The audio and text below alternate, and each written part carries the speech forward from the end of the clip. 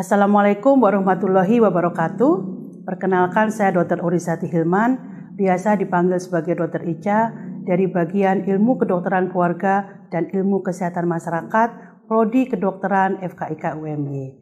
Selain itu, saya juga bekerja di Klinik Pratama 24 Jam Firdaus UMY sebagai konselor medis di Klinik Berhenti Merokok. Sebentar lagi saya akan mencontohkan kepada adik-adik semua bagaimana proses melakukan konseling 5A dan 5R. Silakan disimak, silakan praktek dan enjoy. Wassalamualaikum warahmatullahi wabarakatuh.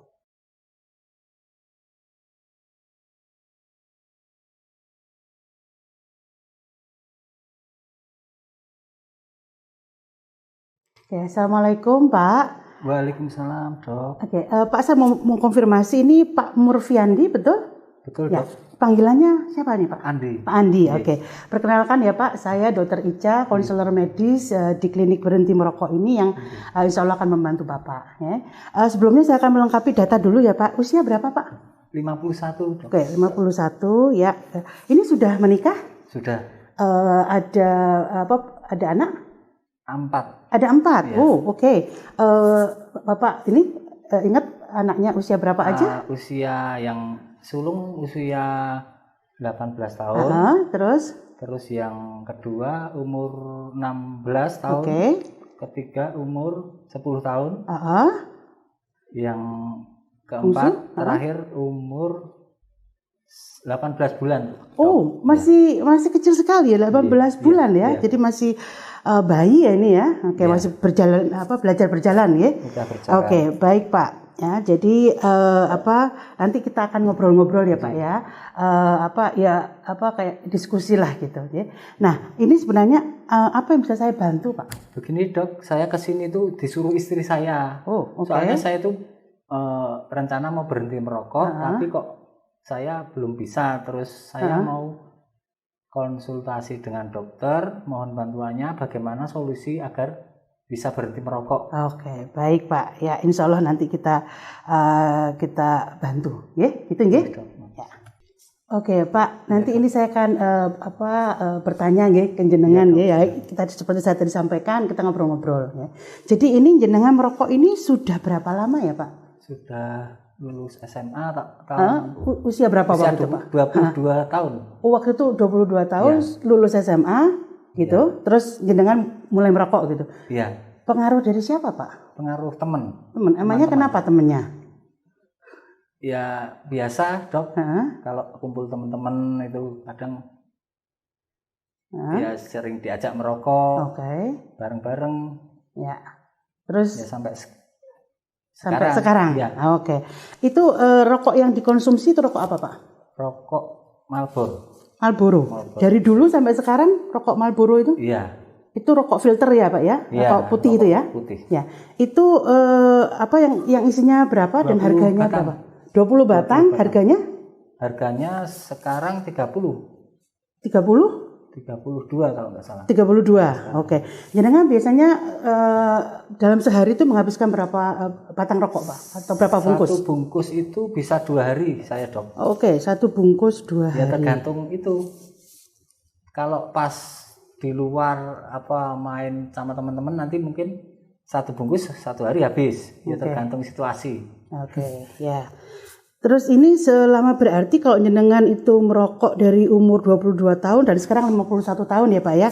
Berarti ini sekitar 28-29 tahun gitu ya? 29 tahun. Ya, oke. Nah, ini selama sekian tahun ini apakah ada masalah kesehatan yang mungkin muncul? Tidak. Sama sekali tidak? Sama sekali tidak. Yakin Bapak? Yakin. Benar? Benar. Batuk-batuk, sesak nafas? Nggak ada sama sekali? Oke. Baik Pak ya. Oke, Pak, saya akan merangkum dulu ya yang tadi kita sudah obrolkan. Jadi Bapak mulai merokok sejak usia 22 tahun sampai dengan sekarang 51 tahun sehingga sekitar 28-29 tahun ya. Lalu jenengan itu konsumsinya rokok Marlboro, rokok filter ya putih gitu ya. Itu yang isinya 20 ya per bungkus dan itu jenengan konsumsi selama 2 hari ya. Jadi seharinya itu berarti setengah bungkus gitu ya. Ini Di rumah apakah ada yang ini merokok juga, yang tinggal serumah? Tidak ada ya. Terus tadi mengenai masalah kesehatan yang muncul, jenengan mengatakan belum ada. Tidak. Gitu ya? Ya, oke, baik. Nah, berikutnya Pak, ini saya bertanya lagi ya Pak ya, kita ngobrol-ngobrol lagi. Menurut jenengan Pak, atau jenengan pirsa nggak dampak negatif dari merokok? Pirsa nggak? Saya sadar, Dok. Kalau merokok itu tidak baik. Tidak baik bagi kesehatan. Sadar. Mungkin semua perokok kayak gitu mungkin. Apa kira-kira Pak yang mungkin tadi tidak baik bagi kesehatan? Kira-kira apa yang mungkin akan muncul ketika merokok? Menyebabkan sesak nafas. Menyebabkan batuk, menyebabkan penyakit jantung, kanker dan lain-lain. Jenengan pirsa itu? Ya, saya sadar kayak gitu. Ya. Sulit untuk meninggalkan. Baik ya. Sebenarnya bukan hanya tadi yang jenengan sebutkan, itu kalau kita perhatikan betul ya Pak, dan itu hasil penelitian, itu dari ujung rambut sampai ujung kaki itu ada dampaknya dari merokok bagi kesehatan kita. Ya. Nah, kemudian dampak negatif lainnya kira-kira apa Pak? Dampak negatif mungkin asapnya mengganggu sekelilingnya, keluarga. Terus anak-anak kita. Itu gimana menurut jenengan? Kalau itu mengganggu bagi sekitarnya, jenengan nggak terganggu bahwa itu akan mengganggu bagi lingkungan? Saya kalau merokok jauh dari anak-anak, Dok. Jauh dari anak-anak. Di luar rumah. Di luar rumah. Nggak pernah di rumah begitu? Nggak pernah. Di luar rumah, maksudnya mungkin di samping rumah atau pokoknya tidak di dalam rumah. Ya. Baik, tapi jenengan pirsa nggak Pak yang namanya itu perokok pasif? Saya sudah pernah dengar kalau perokok pasif itu lebih berbahaya daripada orang yang merokok aktif. Berbahayanya bagaimana Pak? Ya mungkin soalnya kan dia nggak sadar menghirup. Nggak sadar menghirup. Ya. Nah. Ya, tadi jenengan bilang perokok pasif yang nggak sadar menghirup itu lebih ke arah mungkin yang jenengan pirsa itu second hand smoke. Jadi asap yang derajat kedua, ya, yang mungkin makanya jenengan berusaha untuk tidak merokok di dekat-dekat mereka. Tapi jenengan pirsa nggak Pak, yang asap rokok derajat ketiga atau third hand smoke? Pernah dengar nggak Pak? Belum pernah. Nah, ya. Jadi ketika jenengan bilang jenengan merokok sendiri gitu ya, yang jenengan nggak sadar itu kan nempel di badan ya, di tangan, di semuanya yang ini mungkin di kendaraan ya, di ruangan.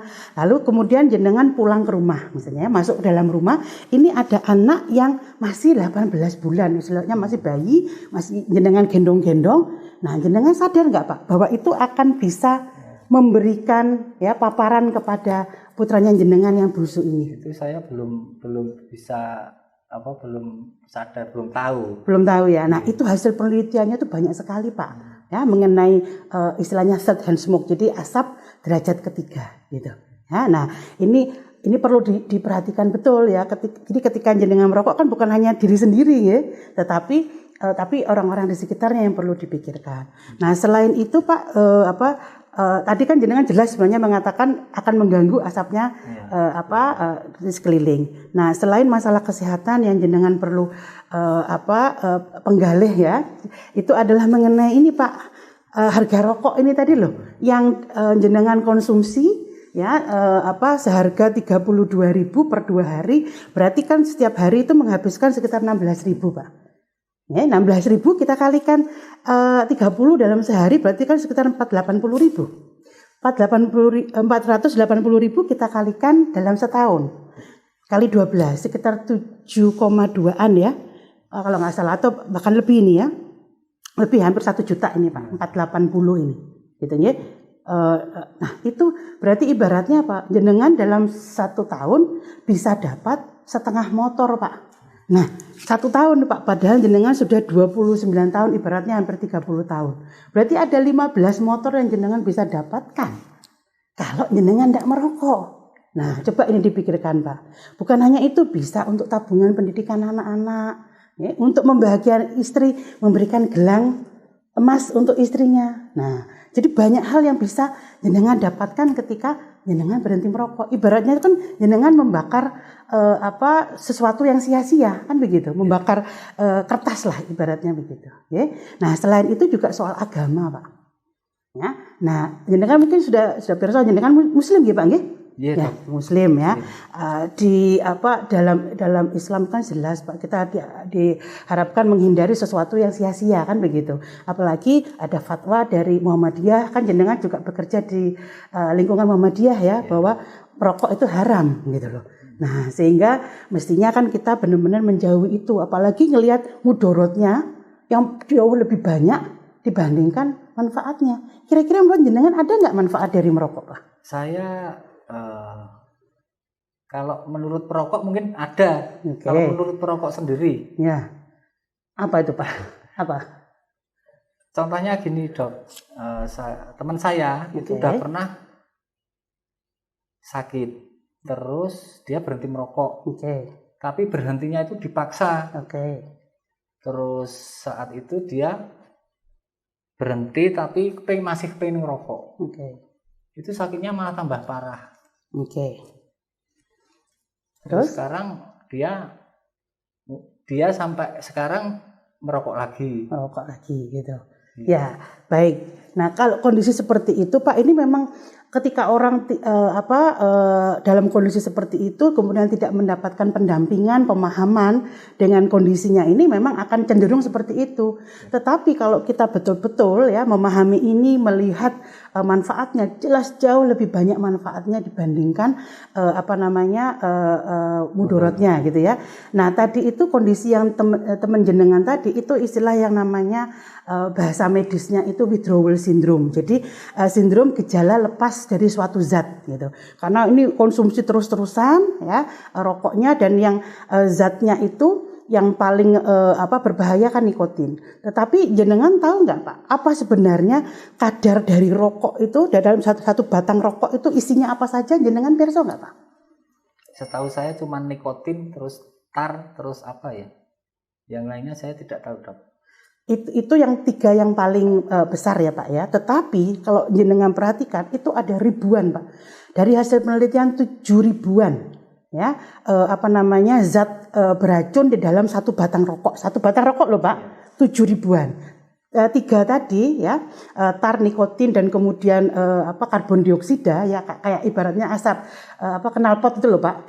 Itu yang paling utama ya. Tetapi itu ada ribuan yang termasuk itu ada zat pembuat cat ya, kemudian ada pembersih toilet, ada racun tikus. Itu contoh-contohnya. Nanti saya akan berikan leaflet ya Pak ya, mengenai isi dari satu batang rokok. Nanti monggo nanti dicermati ya.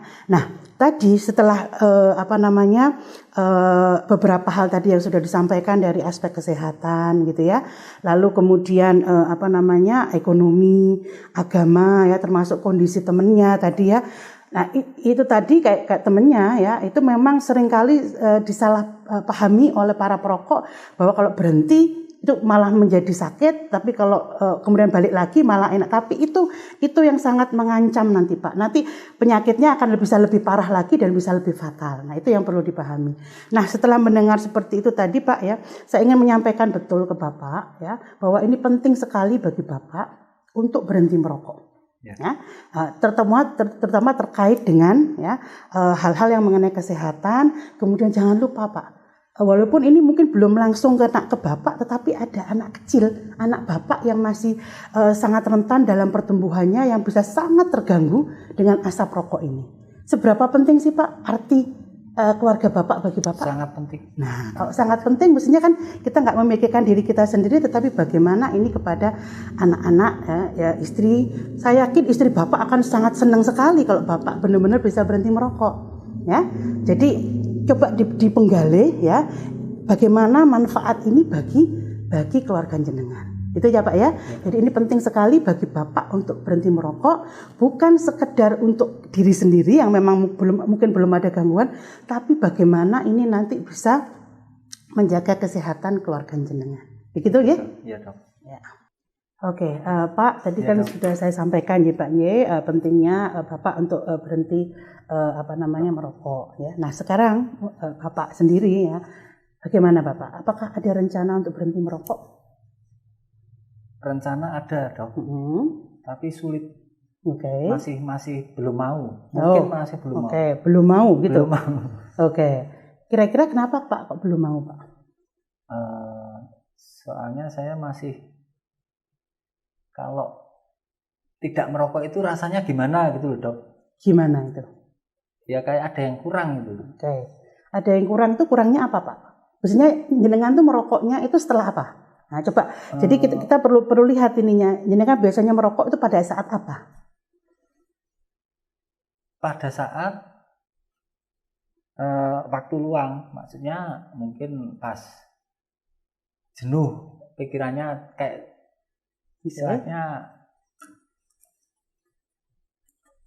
pas habis mikir berat-berat, nanti terus diselingi merokok. Itu nanti terus pikirannya mungkin bisa fresh kembali, kayak gitu. Rasanya kayak gitu. Ya, baik Pak. Jadi jenengan merasa itu nanti bisa melepaskan gitu ya, melepaskan rasa jenuh, kemudian rasa nyaman begitu mungkin. Ya, habis bekerja berat gitu. Nah, Bapak perlu pahami betul ya bahwa ini memang yang namanya efek dari nikotin. Nikotin itu memang membuat kesenangan sesaat. Nah, ini yang perlu dipahami betul. Rasanya tuh kayak plong gitu ya, karena memang begini Pak, begitu jenengan tuh merokok ya, dalam 10 detik itu cepat sekali masuk ke dalam saluran pernafasan kita, kemudian langsung masuk ke otak ya, pembuluh darah ke otak, lalu kemudian itu memberikan sinyal ke otak untuk mengeluarkan zat namanya dopamin. Dopamin itu hormon kebahagiaan Pak. Makanya jenengan ketika merokok itu rasanya kan enak banget gitu, enak banget gitu. Tetapi itu hanya sesaat. Karena sebenarnya begitu cepat sekali itu menghilang ya. Terus kemudian setelah kemudian menghilang ya, lalu jenengan perlu pengen lagi dan makin lama itu nanti ada sifat kecanduan, adiktifnya ya, ketagihannya itu Pak ya, makin lama membutuhkan dosis yang lebih tinggi lagi. Padahal sebenarnya Pak, dopamin itu bisa dihasilkan dalam tubuh kita secara alami ya, hormon kebahagiaan ini ya, dengan banyak cara gitu loh. Cara yang bisa kita dapatkan mungkin dengan berolahraga, lalu menyelesaikan suatu kerjaan, itu biasanya kita langsung mendapatkan hormon kebahagiaan tadi, dopamin. Jadi banyak cara alamiah ya, untuk bisa mendapatkan efek yang sama, bukan tergantung pada satu batang rokok yang penuh racun tadi, yang jenengan nggak sadar nanti dampaknya sangat fatal sekali, gitu.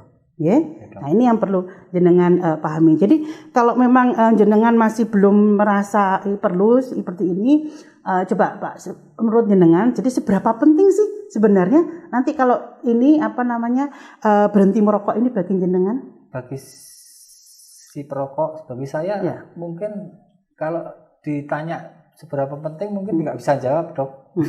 Soalnya belum mau berhenti.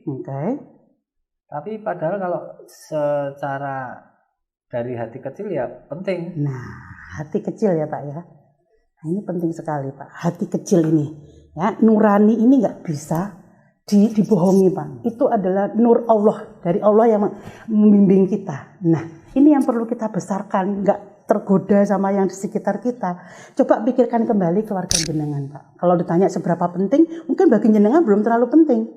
Tetapi bagi keluarga, istri yang sangat senang sekali, bahagia, yang sampai membuat jenengan datang kemari ya, itu kan akan sangat bermanfaat bagi keluarga gitu ya, termasuk menghemat uangnya, kesehatan anak-anak juga terjaga dari paparan asap yang sangat berbahaya ini gitu ya. Terus kira-kira ini kalau menurut jenengan ya, kalau ini jenengan terus-teruskan merokok, kira-kira apa ini dampak negatifnya ini bagi jenengan kalau diterus-teruskan ini? Ya selama-lama, soalnya kan semakin umur usia kita semakin bertambah, mungkin penyakit juga akan istilahnya menghadang ya Dok ya. Ya. Oke. Jadi apa tadi Pak yang menghadang Pak? Penyakit. Seiring usia bertambah. Nah, jangan bisa ngomong begitu gimana? Kok bisa? Gimana? Ya saya sadar kan kalau merokok atau tidak baik bagi kesehatan, terus usia semakin bertambah, semakin penyakit semakin istilahnya menunggu lah. Seiring dengan usia bertambah kan, ya harus hati-hati dengan pola makan, pola hidup. Ya, soal itu Pak, nanti saya akan juga berikan nanti leaflet ya Pak ya. Mungkin juga saya kirimkan video-video pendek ke WA jenengan ya. Tadi ini juga sudah ada catatannya di sini ya. WA jenengan saya kirimkan ya. Jadi supaya jenengan benar-benar penggalih betul ini ya. Bagaimana dampak negatif rokok ini, termasuk nanti bisa tadi jenengan sebutkan kanker, termasuk kanker pita suara, banyak sekali contohnya Pak soal itu ya. Termasuk yang masih muda maupun yang sudah berusia yang kena ini ya. Nah, kemudian juga yang perlu dipahami adalah tadi jenengan sebenarnya sudah sadar betul. Pak, ini ya secara umum ya Pak ya. Pada akhirnya perokok itu akan berhenti dengan sendirinya kok Pak. Pada akhirnya dengan 3 kondisi. Ya.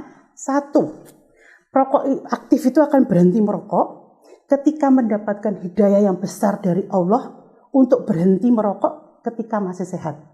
Ingat, hati nurani ini akan selalu dibimbing oleh Allah. Ya, saya akan mendoakan Bapak mendapatkan hidayah ini untuk insaf kemudian berhenti merokok ketika Bapak masih sehat. Amin. Ya, amin. Kemudian yang kedua ini adalah Bapak atau perokok itu akan berhenti merokok ketika sakit. Biasanya sakit berat Pak, itu akan membuat orang itu berhenti merokok.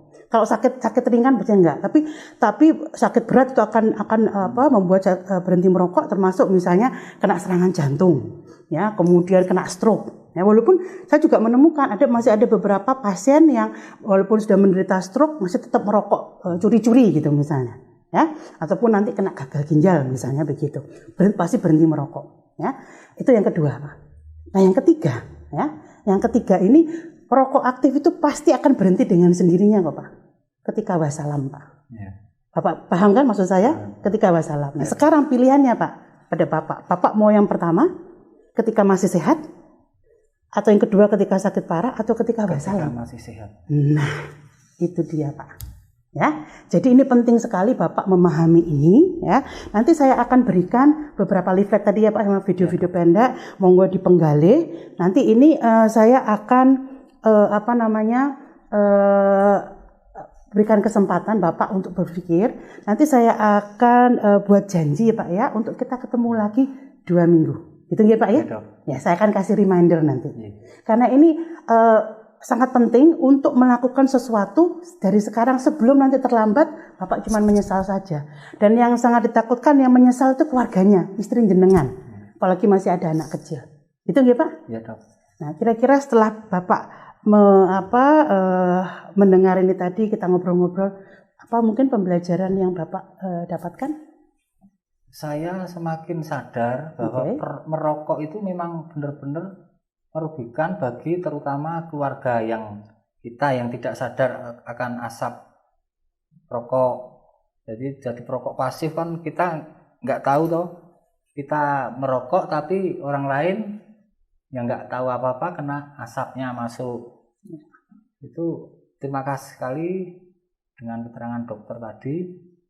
Mudah-mudahan bisa menjadi kesadaran saya untuk berhenti merokok, Dok. Ya. Oke, jadi memang ini butuh istilahnya kayak hidayah ya Pak ya. Hidayah dari Allah untuk menguatkan Bapak. Saya doakan betul Bapak mendapatkan hidayah ini, Bapak berhenti merokok ketika masih sehat. Gitu nggih? Amin. Oke, baik. Sampaikan salam untuk istrinya ya. Nanti insya Allah kita akan ketemu lagi dalam 2 minggu. Begitu nggih? Terima kasih, Dok. Ya, monggo.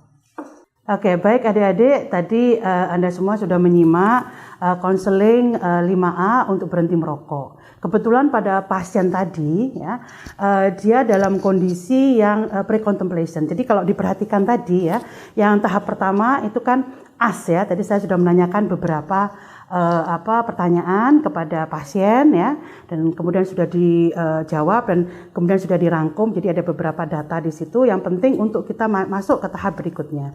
Nah, tahap berikutnya adalah advice ya.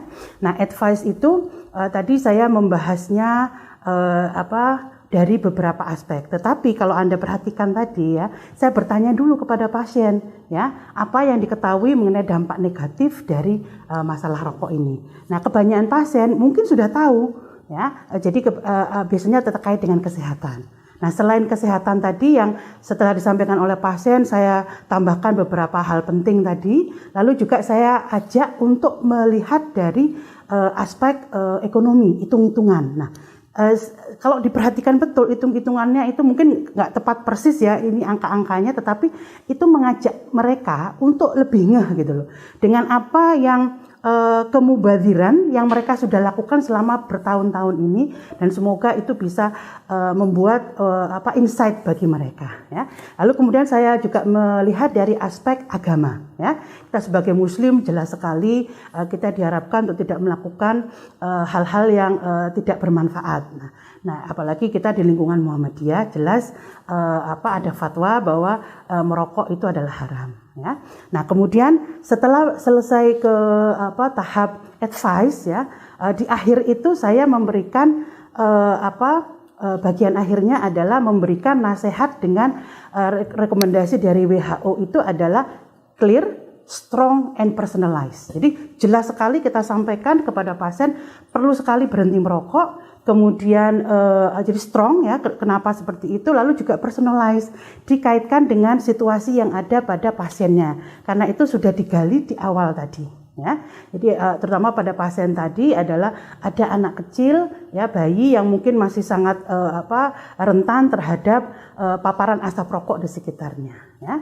Nah, kemudian berikutnya adalah masuk ke tahap assess ya, bagaimana kita menilai kesiapan pasien berhenti merokok.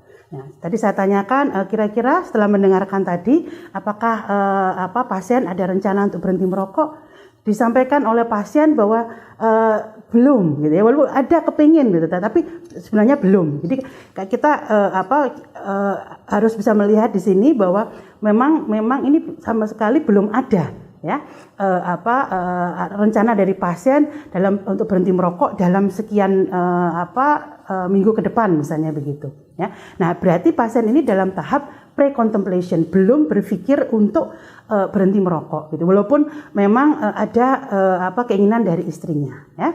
Nah, sehingga dengan tahap pre-contemplation ini ya, dari tahapan stages of change model, nah sehingga kita harus masuk ke 5R. Ya, 5R itu apa? Kita dimulai dengan relevance ya. Jadi bagaimana ininya adalah seberapa penting ya berhenti merokok bagi pasien. Pasien mengatakan belum terlalu melihat pentingnya ya, namanya memang belum ada keinginan ya. Lalu juga kita tanyakan seberapa kira-kira apa manfaatnya kalau berhenti merokok. Lagi-lagi kebanyakan karena pasien masih memikirkan dirinya sendiri ya. Lalu kita ajak untuk melihat bagaimana dampaknya ini bagi keluarganya. Ya, lalu juga kira-kira dampak ke depannya kalau ini masih terus-terusan seperti ini, kira-kira seperti apa? Sebenarnya pasien tadi ya itu sudah sadar bahwa ini nanti memang akan terkait dengan kesehatan, dengan usia yang makin tambah, pasti juga akan banyak penyakit yang mengintai ibaratnya begitu. Ya. Nah, kita tinggal kuatkan di situ.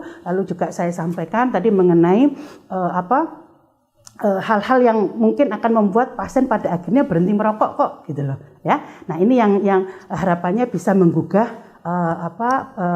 mindset pasien dan juga mendapatkan insight-nya ya. Lalu kemudian kalau seperti itu tinggal kemudian kita berikan beberapa materi yang akan mensupport perubahan mindset ini ya, dengan memberikan leaflet, poster, video-video pendek ya, yang harapannya bisa membantu untuk memulai tahap berikutnya. Kemudian saya ajak untuk nanti bertemu lagi selama dalam waktu 2 minggu lagi, sehingga ini ada kesempatan untuk memikirkan. Jadi supaya dipenggalih dulu gitu ya, diresapi, kemudian nanti moga-moga Allah memberikan hidayahnya bagi pasien ini untuk benar-benar berhenti merokok. Jadi demikian secara umum ya yang bisa saya sampaikan mengenai proses tadi ya, konseling 5A dan 5R. Begitu ya. Semoga ini nanti Anda bisa mempraktekkan ya. Enjoy. Wassalamualaikum warahmatullahi wabarakatuh.